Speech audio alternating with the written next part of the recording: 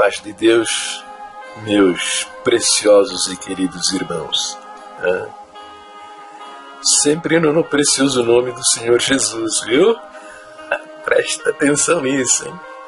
O Senhor Jesus não pode ser tirado, dissociado, expulso.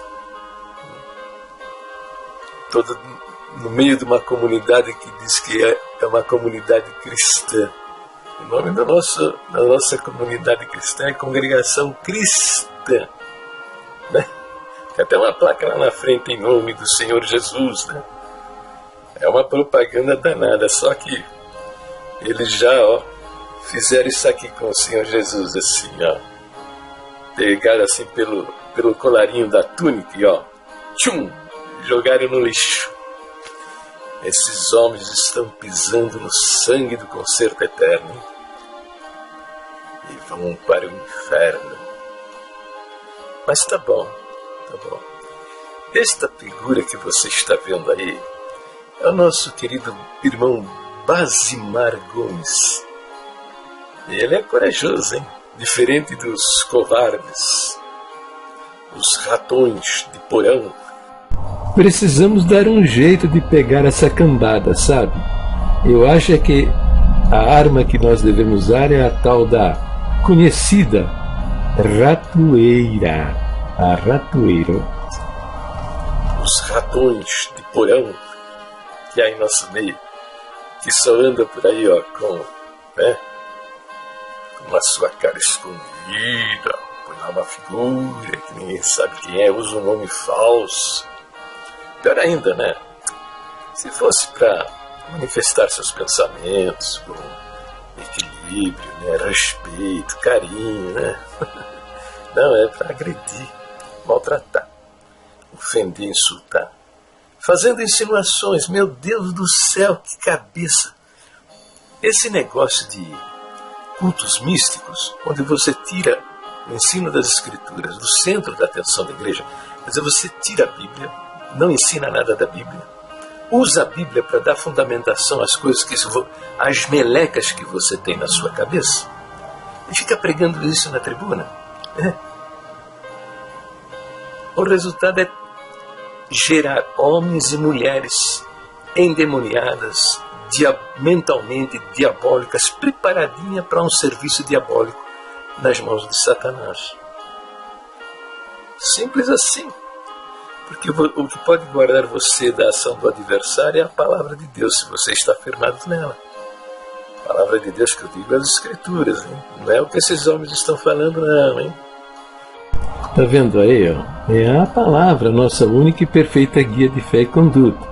Não é a boca do comedor de feijão, hein? Ele tá falando, aquela boca lá é comedora de angu.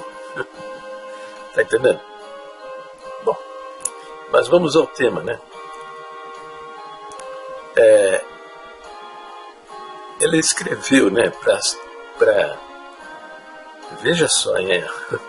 Ele escreveu para dar sustentação ao ato diabólico do ministério em perverter o nosso primeiro ponto de doutrina, que diz que a Bíblia é toda inspirada por Deus, toda inspirada por Deus. Ele usa um texto lá em 1 Timóteo capítulo 4, verso 13, que diz assim, ele diz assim, eu não vejo nenhum mal nisso, na mudança do ponto de doutrina que acrescentou a palavra contenda no primeiro ponto de doutrina. Creio que você está entendendo, O ministério adulterou o nosso primeiro ponto de doutrina, acrescentando a palavra contendo, e o Basimar quer defender isso, entendeu? Vou bater palma para esses sem vergonhas aí, Então ele diz, eu não vejo mal nenhum nisso. Quer dizer, não vê mal nenhum em o ministério ter adulterado a redação do primeiro ponto de doutrina com o acréscimo da palavra contendo. E aí ele segue dizendo, e depois existem citações na Bíblia que são recomendações particulares, como por exemplo, onde Paulo diz, quando vieres, traga a capa que deixei em Troas, em casa de Carpo. Aí faz a citação, 2 Timóteo capítulo 4, verso 13. Bom, aqui nesse verso aí, ele já começa fazendo um absurdo, essa fazendo um absurdo. Tá? Todo falso profeta, Besmar, por favor, tá? Não leve esta minha fala aqui agora, falso profeta, para o campo pessoal seu, tá? Não estou tratando de você agora, tá? Estou dizendo, o falso profeta, para dar sustentação às mentiras que ele quer ensinar para as pessoas, pregar para as pessoas, ele faz o seguinte, ele saca um verso do contexto. Tá? O que é o contexto? São os versos que vêm antes, né? E os versos que se seguem depois. Esse é o contexto. Então, evidentemente, para você saber a intenção do Espírito Santo, olha, tá? O Espírito Santo, para entender, vou fazer aqui uma explicação a respeito do que é inspiração. Para você entender qual a intenção do Espírito Santo, para inspirar o autor da carta, do livro, escrever aquilo que ele escreveu, tá? Você precisa examinar os versos que vêm antes e os versos que se seguem depois. Senão você não vai entender. Porque na dependência do contexto, você terá uma interpretação diferente. Entendeu? Então, o Ministério da Congregação fez isso muitas vezes. Está cheio de absurdo.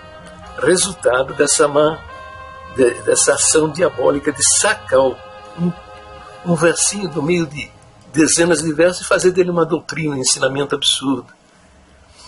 Você fez pior. Você fatiou o verso. Né? Para você não ter dificuldade de entender, coloquei essa imagem. Isso é uma coisa que nós não devemos fazer com a Bíblia, né? Com o texto sagrado, com as Escrituras, porque isso perverte o sentido do propósito do Espírito Santo ao inspirar o autor do livro a escrever aquilo que ele escreveu. Você fatiou o verso, né? Porque na sequência, o que diz o apóstolo Paulo? Deixa eu ver aqui, peraí. Ele diz assim, ó, quer ver? E os livros, principalmente os pergaminhos. O verso todo diz, quando vieres, traze a capa que deixei em trolha, em causa de Carpo, e os livros, principalmente os pergaminhos. Está entendendo? Então, exatamente o verso que mostra a importância dessa anotação que o Espírito Santo inspirou, né, colocou no coração e na mente de Paulo, escrever ali, tá? A intenção do Espírito Santo é mostrar, por exemplo, para você a importância destes livros e destes pergaminhos. O que seriam estes livros e o que seriam estes pergaminhos? Os livros do Velho Testamento, os pergaminhos contendo com o ensino da palavra de Deus, os relatos do Velho Testamento, as cartas que ele escreveu. Entendeu? As anotações até de outras pessoas, outros apóstolos, né? Que ele anotou, ou alguém anotou para ele, e ele estava examinando, estudando. Compreendeu essa importância? Então está nos dando aqui uma orientação como deve ser. Como deve ser a vida de uma pessoa que se dedica a ensinar a palavra de Deus às pessoas. Ele precisa estar examinando todas essas coisas. Para não falar besteira, para não falar bobagem, para não ensinar errado. Você está entendendo a importância disso? Exatamente aquilo que mostra a importância de o Espírito Santo inspirar Paulo a anotar nesse verso que ele queria junto de si os livros e os pergaminhos. Você fatiou para dar sustentação à sua absurda, né, defesa do ato imoral, sem vergonha e safado desse ministério que está aí. Não entende? Agora, se você ficar procurando, pelo branco, né?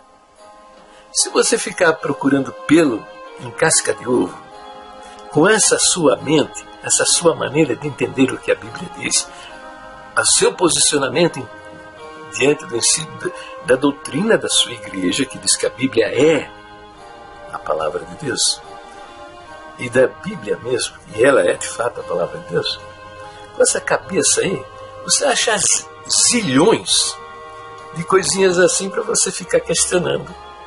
Entendeu? É simples assim. Quer saber por quê?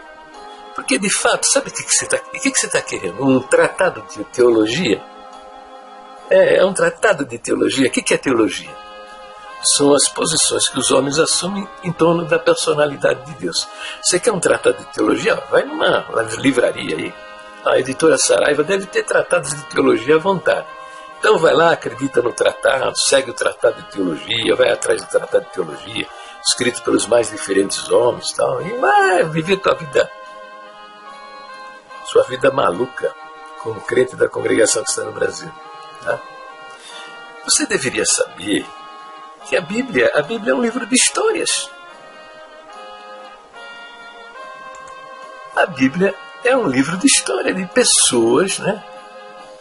Histórias contadas por pessoas que tiveram um relacionamento pessoal com o Eterno e repassaram estas experiências e aprendizado para o nosso conhecimento e informação.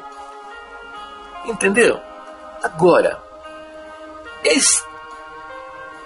o Senhor inspirou ao longo dessa tarefa de escrever estes livros que estão na Bíblia, tá? Aquilo que era da sua vontade, escolhendo até as palavras com que esses pensamentos, com que esses relatos deveriam ser feitos, tá? Inspirando todo o texto. Inspirando. Não é um ditado. Entenda, não é um ditado. Mas inspiração. Ele colocou no pensamento e no coração da pessoa que, através destas histórias e experiências pessoais, né, passassem os seus pensamentos, a sua vontade para os homens. Né? Então veja, em toda a Bíblia nós temos também a história de outras pessoas. Pessoas boas ou maldosas e as suas ações resultantes. E vejam então esse livro repleto de amor, de ódio, disputas, conquistas e milagres. Ele traz poesia, cultura, episódios históricos e, o importante, traz também teologia. Novamente, o que é a teologia? A teologia é para você aprender qual o caráter, o pensamento e propósito de Deus. E vou dizer para você, é um verdadeiro romance de suspense. É um livro de teologia, lições de história, mas em todo ele, de capa a capa, você vai ver um conflito eterno entre o bem e o mal. O texto nos faz conhecer pessoas que pertenceram a épocas e lugares muito distantes, mas que são extremamente parecidas conosco em nossas buscas e paixões. Com o seu comprovado poder de orientar as vidas e responder aos mais diversos questionamentos, a Bíblia conta a emocionante jornada de um povo, o povo de Deus, em busca de salvação, e está repleto de ensinamentos profundos e poderosos. Mas nela há uma história principal, que você aprende na leitura do seu primeiro livro, Gênesis, e vai até o final, o livro do Apocalipse. A história de como o Senhor resgatará os seus escolhidos para viverem com Ele por toda a eternidade. Entendeu, meu querido? Entendeu?